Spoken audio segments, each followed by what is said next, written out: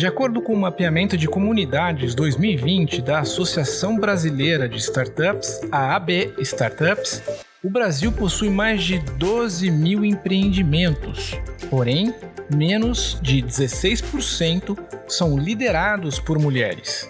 Além disso, cerca de 26% das startups em todo o país não possuem nenhuma mulher na equipe, o que torna vazio um discurso de aproximadamente 86% dessas empresas que diz apoiar a diversidade. O relatório sobre mulheres nos negócios da Organização Internacional do Trabalho da ONU mostra que a representatividade feminina nas empresas ao redor do mundo tem crescido nos últimos 5 anos.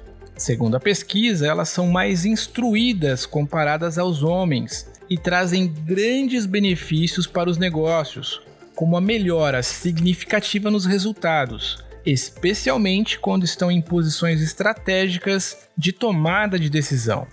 Para falar sobre lideranças femininas em inovação e tecnologia, eu convidei a Letícia Piccolotto, que é fundadora e presidente do Conselho Brasil Lab. Letícia, por que ainda há tanta relutância ao empregar mulheres no mercado de trabalho? Samuel, acho que esse é um dos pontos mais importantes que a gente tem que discutir hoje como sociedade. O número de mulheres é bastante significativo nas universidades, a gente avançou muito nesse sentido. Somos mais de 50% da mão de obra, do mercado de trabalho, mas ainda tem um desafio muito grande quando a gente fala de postos de liderança. É um desafio para a mulher ocupar esses postos no mercado de trabalho e é um desafio também muito grande para as mulheres empreenderem os seus negócios próprios. E eu acho que tem uma série de fatores para a gente ter hoje esse cenário. O primeiro fator diz respeito muito à questão ainda de um preconceito. A questão do gênero, infelizmente, a gente ainda tem uma série de interpretações, uma série de dificuldades que a gente precisa avançar na sociedade de forma geral para que a gente consiga derrubar esses preconceitos que são existentes ainda atualmente. Um outro desafio diz respeito também à questão das mulheres também se sentirem cada vez mais preparadas e apoiadas para ocuparem esses cargos de liderança. Tem estudos da Universidade de Colômbia que mostram que são 4 as barreiras principais para as mulheres ocuparem esses cargos de liderança e para também empreenderem seus negócios próprios. Então, o primeiro é a questão do próprio estigma, do seu gênero, a questão de como que ela pode avançar e não, eventualmente, se sobrepor a uma opinião ou a um universo mais masculinizado. Então, a questão do próprio gênero e de avançar as barreiras relacionadas ao gênero é um ponto importante. O segundo diz respeito à questão do casamento, Então, muitas vezes, mulheres, quando elas casam, tem toda uma expectativa, esse novo arranjo dentro das demandas, do lar, das demandas das tarefas domésticas, que muitas vezes acabam sendo interpretadas como tarefas exclusivas da mulher. Então, ela ocupa o seu tempo e sua energia muito com essas atividades. E aí tem uma divisão, então, enfim, do mercado de trabalho com os desafios domésticos. A terceira barreira é a maternidade. Então, quando os filhos nascem, a mulher se vê dividida entre esses papéis e, de novo, tem toda uma interpretação da sociedade de como que aquela mulher tem que se comportar frente à maternidade, de como que ela tem que dar conta de todas as demandas e dar conta também das demandas do mercado de trabalho. É extremamente desafiador, para não dizer impossível. E a quarta barreira diz respeito à demanda e à percepção das mulheres cuidarem dos seus relativos, especialmente dos seus pais e dos idosos. Então, a gente sabe que culturas, por exemplo, como a Índia e outros países, isso é muito forte. E quando os pais se tornam idosos, isso acaba sendo responsabilidade única e exclusiva da mulher. E esse também é um desafio para a mulher avançar no mercado de trabalho, principalmente ocupando esses cargos de liderança. Então, de novo, eu acho que a gente tem aqui um cenário onde a gente precisa rediscutir de forma geral, como sociedade, quais são as interpretações e como que fica essa sobrecarga da mulher nesses diferentes papéis que ela ocupa e como que políticas públicas podem ser estabelecidas para que a gente consiga equacionar todos esses desafios que a gente sabe que existem. Muito bacana a sua perspectiva, porque ela traz luz para um mercado, digamos, dito tradicional, né? Os dilemas e desafios tradicionais que a gente enfrenta como sociedade. Mas dos questionamentos que eu carrego comigo é: a gente tem um novo ambiente, que é esse ambiente de startup, que na imensa maioria das vezes são de empresas mais modernas, enfim, com estruturas descentralizadas, com um sentimento de ruptura ali, de romper com o que era o tradicional. Mas mesmo assim, nessas estruturas e nesses novos mecanismos ou nessas novas empresas, ainda há uma baixíssima incidência de mulheres, sobretudo nas empresas ligadas ao mercado de tecnologia, que tradicionalmente tende a ser mais acolhedor, digamos assim, no sentido de estar conectado com o que há de novo. Como é que você percebe também essa baixa incidência de posições femininas, em especial de liderança, no mercado de inovação, no mercado de startup? Aqui também, Samuel, a gente tem uma fotografia não muito animadora, né? Dados da Associação Brasileira de Startups mostram que o Brasil tem hoje mais de 12 mil startups e nesse universo apenas quase 16%, né, dessas startups foram fundadas e são hoje lideradas por mulheres. Então é um percentual bastante baixo. No programa de aceleração do Brasil Lab, a gente vê também essa diferença. O programa, a gente já está na 5ª edição, e em 5 anos repetidos, o percentual sempre é de 80% de fundadores, né, do sexo masculino contra 20% de fundadoras mulheres. Então, é um percentual que a gente também vê no nosso programa de aceleração. E eu acho que, infelizmente, esse é um desafio por 2 motivos, né? Primeiro, porque a mulher ainda empreende muito com uma perspectiva de subsistência. Então, hoje a gente tem famílias que são chefiadas por mulheres, né? As mulheres são chefes de família e são responsáveis por toda a renda daquela família, mas elas vão empreender para ter uma receita no final do mês e elas empreendem num formato mais artesanal, né? Num formato realmente para subsistência. E também em áreas que são mais de sua familiaridade, né? Então, é um comércio, é um salão de beleza, é alguma coisa que, eventualmente, ela já tem algum tipo de convívio ali, algum tipo de familiaridade e resolve empreender. Esse é um desafio também, diga-se de passagem, do Brasil como um todo. O Brasil ainda é um país que tem muito mais a incidência de um empreendedorismo de subsistência do que o empreendedorismo, de fato, né, voltado para a tecnologia, voltado para a disrupção. E aí, quando a gente olha com a lupa das mulheres, a gente vê isso bastante concentrado. E no setor de tecnologia, a gente ainda tem um desafio de formação de mulheres nesse setor. Dados mais atualizados mostram que só 18% dos formados, né, em engenharia de computação, ciência de computação, são mulheres. Então, a gente ainda tem um desafio de mostrar que essa carreira é uma carreira, sim, para as mulheres. E a gente está vendo o quanto que a transformação digital e a revolução digital veio para ficar. A questão da pandemia do coronavírus, a gente percebeu o quanto, de fato, a tecnologia pode ser um grande aliado, né, para enfrentar os problemas sociais que o mundo vive. Então, as mulheres precisam ocupar esse espaço, porque esse é um espaço muito latente para o mercado de trabalho do século XXI. Então, ainda é um desafio, porque eu acho que tem baixa representatividade, então as mulheres não têm exemplos e não se veem atuando nessas áreas. E em relação ao empreendedorismo, ainda tem muito essa questão de empreender por subsistência e pouco conhecimento, né, pouca capacitação para as mulheres, de fato, empreenderem com uma visão mais disruptiva e mais de médio e longo prazo. Qual que é a importância, ao seu olhar, das mulheres nos cargos de decisão? Enfim, a gente sabe que, hoje em dia, a imensa maioria das companhias, das ditas tradicionais, tem presença de mulheres, muitas vezes quase por uma imposição ali, um olhar quase que de cota, né? Quase que eu preciso contemplá-las aqui, muito menos pela capacidade ou pela percepção da importância da pluralidade, né? De ter pessoas distintas na mesa para ter percepções distintas a respeito dos problemas que nos afligem, ou seja, como empresa ou como sociedade. Mas queria te ouvir nesse sentido, qual que é a importância, ao seu ver, das mulheres nos cargos de decisão, seja em empresas de inovação ou nas blue chips, né, nas empresas, nas grandes corporações?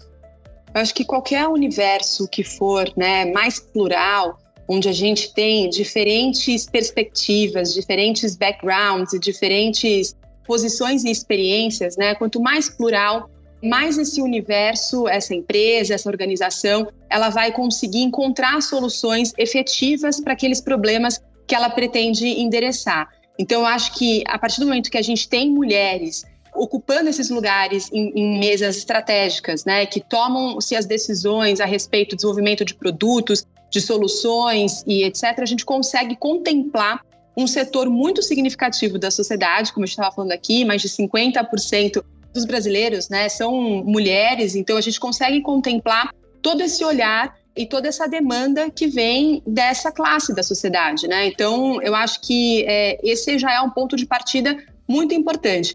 Mas dados e pesquisas mostram, a pesquisa da Organização Internacional do Trabalho trouxe o quanto que é importante essa diversidade, a participação da mulher em conselhos de administração e em cargos de liderança, e o quanto que isso trouxe resultados concretos para as companhias e para essas organizações, né? Muitas vezes até um nível de superação de 5 vezes resultados anteriores. Então, eu acho que não é, de novo, uma questão de modismo, uma questão, né, de pleitos sem fundamentos. É uma questão, de fato, da gente ter uma maior representatividade para que a gente consiga atender as demandas e os anseios também das mulheres. Você falou um pouquinho no começo aqui sobre a diferença, né, da jornada da mulher em relação ao homem, em razão de todos os papéis que ela precisa exercer na sua própria trajetória, né? Como mãe, como filha, como companheira, enfim, ela tem diversos papéis ali.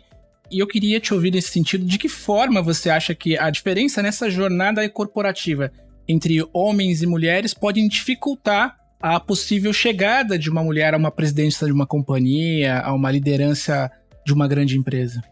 Eu participei já de grupos, né, de coaching, de formação de mulheres, e tive a chance de atuar como mentora de diversas mulheres que estavam começando, né, a sua carreira, e percebi em diferentes conversas que as mulheres, mesmo no início da sua carreira, elas já estão preocupadas com esses temas, como, por exemplo, casamento, maternidade. Então, é muito presente essa discussão, como é que eu vou dar conta de atender todas essas expectativas e equilibrar todos esses papéis. Muitas mulheres acabam não aceitando promoções ou outros cargos porque sabe que vai ser exigido, né, mais em relação a comprometimento em termos de horas de trabalho, ou mesmo essa questão também que é muito significativo quando a gente escuta, né, as mulheres, que diz respeito à questão de participação em eventos, viagens. Então, tudo isso a gente vê que é uma preocupação que as mulheres têm de como conciliar todas essas demandas. E aí, essa preocupação ela já existe desde o início da carreira, e muitas vezes as escolhas nessa carreira são escolhas para facilitar uma acomodação de todos esses papéis e não necessariamente são escolhas para o desenvolvimento daquela profissional que, de fato, ela gostaria de exercer e exercer, de fato, todo o seu potencial. Então, acho que esse é um ponto importante assim, para a gente destacar. Esse desafio a gente só vai conseguir superar se, de fato, a gente tiver políticas públicas que consigam destravar essas barreiras, políticas empresariais que também consigam dar mais flexibilidade, que consigam também entender esses diferentes desafios, e mulheres que se tornem exemplos e referências para outras gerações e sirvam de inspiração para outras gerações, outras mulheres, outras profissionais. Letícia, eu queria que você contasse um pouquinho do Brasil Lab. Você é fundadora, na verdade você é mestre em Ciências Sociais e especialista em Gestão Pública pela Harvard Kennedy School, mas também fundadora da Brasil Lab. Conta para nossa audiência o que é o Brasil Lab. O Brasil Lab é uma ONG que eu fundei há 5 anos atrás com o objetivo de levar a inovação para dentro do setor público brasileiro. A gente percebe que a transformação digital e a revolução digital veio para ficar, é algo que a gente não vai conseguir frear. Então, a sociedade como um todo, né, o Brasil e todos os países, nós precisamos discutir quais são as oportunidades que estão na mesa, mas também quais são os dilemas éticos e morais que toda a sociedade está exposta a partir do advento da tecnologia. E eu entendo que o setor público é um dos setores mais importantes, né, para ser protagonista dessa discussão e para, de fato, implementar políticas públicas, como a gente estava falando aqui, no caso das mulheres e tantas outras. Então, há 5 anos atrás, eu fundei o Brasil Lab para ajudar startups que queiram modelar soluções para o governo, capacitar essas startups para que elas entendam, então, como é possível fazer isso. Então, a gente tem um programa de aceleração, que é um programa de aceleração GovTech, onde a gente ensina startups a modelarem soluções B2G, né, Business to Government, e conecta essas startups com gestores públicos que estão abertos a essa pauta de inovação em diferentes esferas, no município, no estado e também no governo federal. Nós já existimos há 5 anos, como eu falei, foram mais de 100 startups aceleradas e hoje 49% do nosso portfólio tem contrato ativo com órgãos públicos. Como é que funciona na prática esse trabalho de inclusão, de representatividade nas startups para esse trabalho de GovTech que você tem? Existe hoje um levantamento, uma amostragem, um cuidado no sentido de que parte do portfólio de vocês ou parte das empresas que vocês estão olhando precisam necessariamente ter mulheres nas suas lideranças, nas suas operações? Como é que se dá esse trabalho de inclusão, de representatividade nas startups? A gente tem sim um olhar bastante específico, né, sobre isso. Como eu te disse, ainda a fotografia não é favorável. A gente tem uma série de projetos e esforços para que a gente consiga ter mais mulheres, né, atuando e trabalhando junto com o Brasil Lab, mas nos 5 anos que a gente teve o programa de aceleração, o percentual sempre ficou nessa ordem de 80% de empreendedores do sexo masculino, 20% de empreendedoras do sexo feminino. Então, ainda é um desafio também dentro desse universo das GovTechs. E eu acho que é um desafio super significativo porque a gente está falando de destravar essa agenda de inovação num ambiente como o setor público, que também é um ambiente, né, muito masculinizado, um ambiente também muito difícil para as mulheres operarem. E a gente vê o quanto que é raro mulheres ocuparem cargos políticos e cargos de lideranças públicas. Então, acho que ali a gente tem também uma super oportunidade de avançar e acho que a gente avança à medida que a gente consegue trazer bons exemplos. Então, em todos os nossos programas de aceleração, a gente teve bons exemplos de startups lideradas por mulheres e elas continuam sendo as nossas embaixadoras e contribuindo com a difusão desse projeto, dessa perspectiva e da trajetória delas também para que elas inspirem outras mulheres. Muito bacana. Você estava falando sobre um pouco desse olhar e dessa jornada, né, de formação e tal, e eu me lembrei de um hackathon que eu tive a oportunidade de assistir, que era só focado para as mulheres. E eu achei muito interessante porque era um projeto que estava acontecendo e eu achei interessante que os primeiros hackathons eram só para as mulheres e tal. E aí chegou, acho que a 3ª ou 4ª edição do hackathon, elas entenderam que ele tinha que ter, claro, o protagonismo da mulher, porque existia ali naquele momento uma ausência quase que total de mulheres nos eventos que eles estavam realizando, mas que a inclusão de verdade se deu na medida em que eles começaram a fazer eventos mistos, contemplando homens, mulheres, enfim. E eu me lembro muito do depoimento da realizadora, falou assim, a única coisa que a gente não abre mão é da comida de qualidade, não dá pra ter pizza e junk food aqui, porque o hackathon tem muito disso, né, pizza pra todo mundo e vamos... A única coisa que a gente não abre mão tem que tirar a pizza do cardápio, porque não dá certo, tem que ser saudável a comida. Mas eu acho que esse olhar de ter, enfim, um ecossistema cada vez mais plural, que é um pouco do que a gente tá falando aqui, sair desse dualismo, né, nós e eles, nós e elas, né, tem que ter um olhar de protagonismo desse ecossistema, né, independente do gênero, né, claro que você tem razão na medida em que há ainda um espaço gigante que precisa ser preenchido para a gente conseguir ter um pouco de equilíbrio nessa balança, digamos assim. E eu queria te perguntar, até para refletindo sobre isso, por que você acha que uma empresa precisa trazer mais diversidade nos seus níveis hierárquicos? A gente vem falando sobre isso ao longo da entrevista, mas eu acho fundamental a gente refletir sobre o quão a empresa também ganha nesse sentido, né? Não é só você permitir e contemplar, dar voz, mas é mais do que isso. A companhia ganha, a empresa ganha, enfim, eu queria te ouvir mais nesse sentido. Como é que você percebe os ganhos da corporação e da startup quando há um olhar de diversidade? Samuel, a gente vê hoje que o mundo está passando por uma transformação tão significativa, né, por conta do avanço das redes sociais, das tecnologias. Então, eu costumo dizer que na minha visão, hoje o mundo vive uma guerra de narrativas, né? A gente tem diferentes percepções, opiniões, então essa questão da pluralidade não é uma questão só da pluralidade da questão física, é uma questão da pluralidade também de perspectivas, de experiências, né, de opiniões. E quanto mais uma empresa, como a gente estava falando aqui anteriormente, quanto mais uma empresa conseguir ser plural e ter à mesa, né, dentro do processo de tomada de decisão, atores que são plurais, que têm diferentes perspectivas, que, claro, vão ter um desafio, né, vai ter um desafio de se chegar a um senso comum, tem um desafio nesse processo democrático, né, de se conseguir entender quais são as questões que estão sendo, né, colocadas e quais são as oportunidades e perspectivas para se avançar. Tem o ônus, né, desse processo, mas tem o bônus, quer dizer, uma solução que ela é pensada numa perspectiva de 360 graus, entendendo que a gente conseguiu incluir todos os atores, todas as perspectivas, todas as possibilidades, tende a ser uma solução com uma maior aplicabilidade, né? E a gente vê isso, quer dizer, foi o que a gente estava comentando aqui antes, tem estudos que já mostram que quanto mais representativa for uma empresa e conseguir, de fato, ter políticas bem assertivas de diversidade, esses resultados, eles são demonstrados também em âmbito financeiro, né? Então, essas empresas, elas crescem, elas são mais duradouras, elas têm lucro. Então, acho que não é uma pauta, que nem a gente estava falando aqui, só idealista. Tem um lado muito pragmático dessa discussão, que é, de fato, você conseguir ter produtos que são mais aderentes às demandas, aos anseios da sociedade, e a sociedade hoje ela é cada vez mais complexa. Muito bem. Letícia, eu queria que você passasse aqui para os nossos ouvintes, se alguém quiser saber e conhecer mais sobre a Brasil Lab, como é que a gente faz para chegar até vocês?